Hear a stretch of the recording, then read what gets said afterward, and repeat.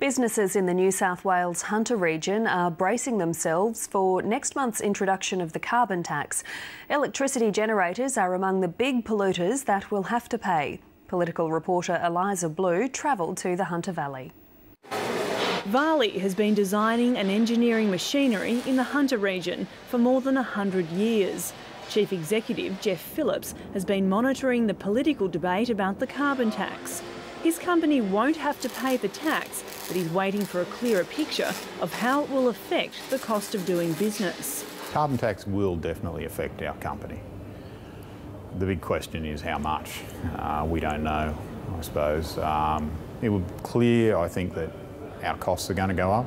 He believes in a carbon pricing system, but says others in the region aren't so sure. There's also that strong feeling of, I guess, being disadvantaged or punished in some respect, that imports are allowed to come in here, competing imports with no cost effect on those that we'll have to live with here in Australia.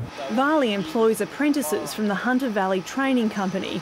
It's the country's biggest private training centre. Most of these apprentices will work in the mining sector, and coal mining is booming here in the Hunter. But when business loses confidence, it tends to cut investment in training. And the company says the carbon tax is testing that confidence. Outside the mining industry, demand for apprenticeships is dropping. What we're finding is a great deal of uncertainty, and there's reticence, and that's putting a dampening effect on people who want to employ young people, apprentices and trainees, but they're just not quite ready to make that jump. At the local pie shop in Maitland, this long-time Labor voter supports a carbon price. We just can't keep polluting, because this one's got little ones and they've got to live in the world sooner or later, don't they?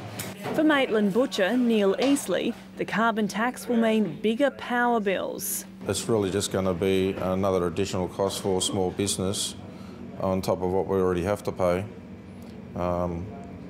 We can't do much about it. We can't turn anything off.